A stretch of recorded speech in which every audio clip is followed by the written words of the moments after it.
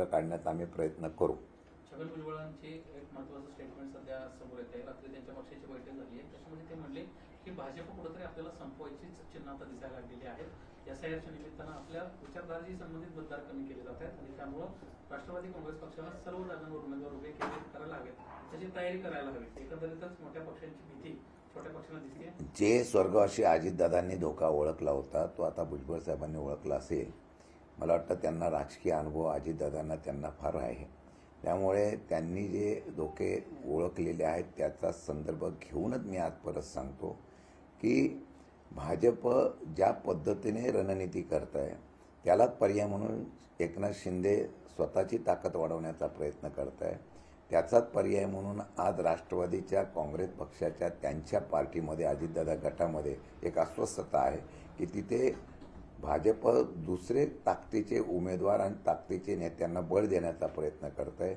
आणि ह्या भीती हा धोका भुजबळ साहेबांनी दाखवला असेल तर मला वाटतं की तो त्यांनी त्यांच्या पक्षाने तो विचार करणं गरजेचं आहे. वेळ निघून गेल्यानंतर मला वाटतं की त्यामध्ये काही उपयोग होणार नाही. भाजप सगळ्यांना गोंधळून घेईल आणि नंतर वेळ आल्यानंतर स्वतःच्या ताकदीवर येईल. इतर राज्याचा अनुभव घेतल्यानंतर मित्र पक्षाला भाजपने कसं संपवलं हा इतिहास ताजा आहे.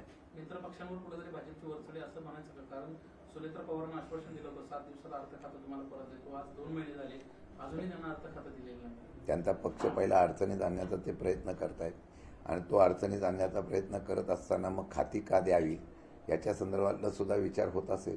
मला वाटतं की ज्या वेळेला शब्द दिला असेल तर तो पाळण्याच्या बाबतीमधली भूमिका त्यांनी घेतली नसेल तर ही नाराजीचा सूर 100% उभा राहणार आहे. गंभीर आरोप करताय की त्यांचा पक्ष संपवण्याचं काम ते करतायत. म्हणून कोण करताय?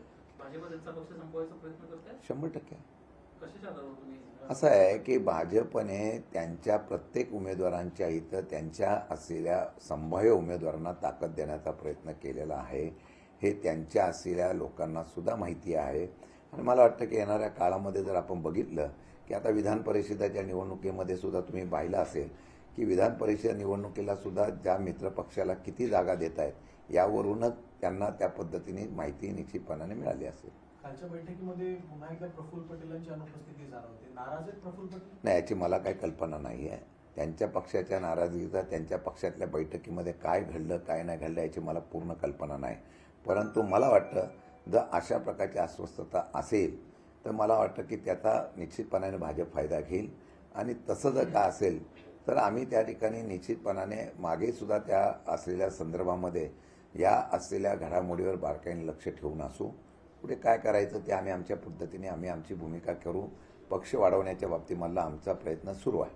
त्यांच्या पक्षाच्या बैठकीतली एक महत्त्वाची बाब होती, रोहित पवारांना 22 आमदार शरद पवारांच्या संपर्कात आहेत असा गंभीर आरोप केला होता. सर्व आमदारांना आपण कुठेही शरद पवारांना भेटले नाही, किंबहुना ज्यावेळेस मतदान करण्याची वेळ आली त्यावेळेस कुणी हात वर देखील केला नाही की आम्ही त्यांना भेटलो होतो. कुठेतरी रोहित पवार जाणीवपूर्वक पक्षाची बदनामी करतात असा त्यांच्यावर आरोप केला.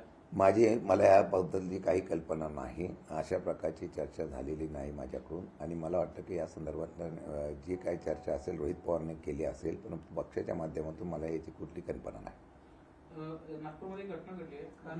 राष्ट्रवादीच्या बैठकीत तटकरेंनी सुद्धा नाराजी व्यक्त केली की जेव्हा माझी किंवा पक्षातल्या ज्येष्ठ नेत्यांची बदनामी होती तेव्हा पक्षातले सिनियर लोक बोलत नव्हते. त्यामध्ये छगन भुजबळ यांची सुद्धा त्यांच्यासोबत काढाजंगी झाली. त्या पक्षामध्ये 2 गट पडलेली ही वस्तुस्थिती आहे. आणि त्या पक्षामध्ये 2 गट पडलेले असल्यास त्यांचा अंतर्गत प्रश्न आहे. त्या अंतर्गत प्रश्नावर त्यांनी काय निर्णय घ्यायचा तर त्यांच्या पक्ष प्रमुखांनी त्याच्या बाबतीमध्ये निर्णय घ्यावा.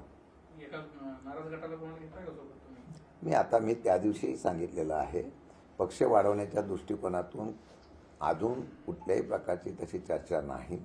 पक्ष वाढवण्याच्या दृष्टिकोनातून काय योग्य वाटेल त्यावेळेला ज्यावेळेला परिस्थिती निर्माण त्यावेळेला आम्ही निर्णय घेऊ. नागपूरमध्ये एक विद्यार्थिनी आहे, वसतिगृहामध्ये जी काही सध्या परिस्थिती आहे, जी काही वानवा आहे याची तक्रार तिने थेट मुख्यमंत्र्यांकडे केली आणि त्या मुलीलाच आता वसतिगृहातूनच काढून टाकण्यासाठी नोटीस देण्यात आली. आजचे दिन आहे. मुख्यमंत्र्यांच्या नागपूरमध्येच अशा प्रकारचे प्रश्न निर्माण होत असतील आणि तक्रार करणाऱ्या मुलीलाच जर काढून टाकत असतील तर मला वाटतं की हे फार दुर्दैवाची गोष्ट आहे. एखाद्या गोष्टीच्या संदर्भामध्ये कुठेही तक्रार ऐकली जात नसेल आणि ती जर वरिष्ठांकडे कळवली असतील आणि त्या कळवल्यानंतर सुद्धा त्यांच्यावर कारवाई करण्याचा प्रयत्न होत असेल तर ज्यांनी कारवाई केली त्याची माहिती आम्ही घेतो आणि त्यावेळेला त्या मुलीच्या पाठीमागे आम्ही 100% उभे राहू. SIRच्या अनुषंगानं कशा पद्धतीने तुमची तयारी चालू आहे? SIR सध्या राबवणं सुरू केलेलं आहे. SIRच्या माध्यमातून आम्ही आता प्रत्येक मतदारसंघामध्ये आमच्या लोकांना तशी कल्पना देतोय, बैठका करून त्याच्या सूचना केलेल्या आहेत. काय प्रगती झाली आहे त्याचा मी आता आढावा घेतलेला आहे. भविष्य काळामध्ये 1 महिन्याच्या आतमध्ये सगळीकडे SIRच्या बाबतीमध्ये BLA नेमण्यासाठी आम्ही पक्षाच्या माध्यमातून फार मोठ्या प्रमाणात प्रयत्न करून ती यंत्रणा राबवण्याचा प्रयत्न करू. एक 5-6 महिन्यांपूर्वी पोरशा अपघात प्रकरण खूप महाराष्ट्रामध्ये गाजलं होतं आणि त्या अपघातामध्ये जे आरोपी होते ते नुकते जेलमधून बाहेर आले. त्यांच्या सेलिब्रेशनचे व्हिडिओ सध्या सोशल मीडियामध्ये खूप कुठल्या? व्हायरल झालेले आहेत. अग्रवाल नावाची फॅमिली आहे. पोरशा अपघात पुण्यामध्ये जो घडला होता त्याचा मुख्य आरोपी जेलमधून बाहेर आलेला आहे. त्याचं जंगी स्वागत देखील केलेलं आहे.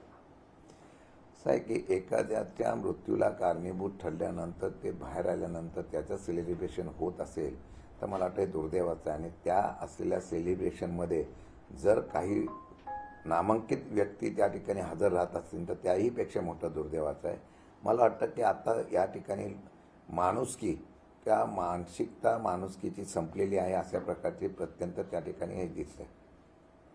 मनोज जरांगेंच्या आंदोलनाच्या संदर्भात पुन्हा एकदा ते स्वतः पत्रकार परिषद देत आहेत. सरकारकडनं प्रसाद लाड यांनी त्यांच्याशी चर्चा केली, परंतु कुठेतरी चर्चा निष्फळ ठरल्याचं दिसते. पुन्हा एकदा ते आंदोलनाचा इशारा देण्याच्या पवित्र्यामध्ये आहे. नाही, आता मनोज जरांगेंच्या आंदोलनाच्या संदर्भातून त्यांना सरकारने जी काय आश्वासन दिली होती त्या आश्वासनाचं काय झालं याच्यासाठी ते परत त्या ठिकाणी बोलत असतील, आंदोलन करत असतील तर सरकारची जबाबदारी आहे.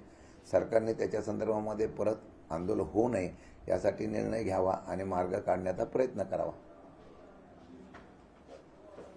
ओके.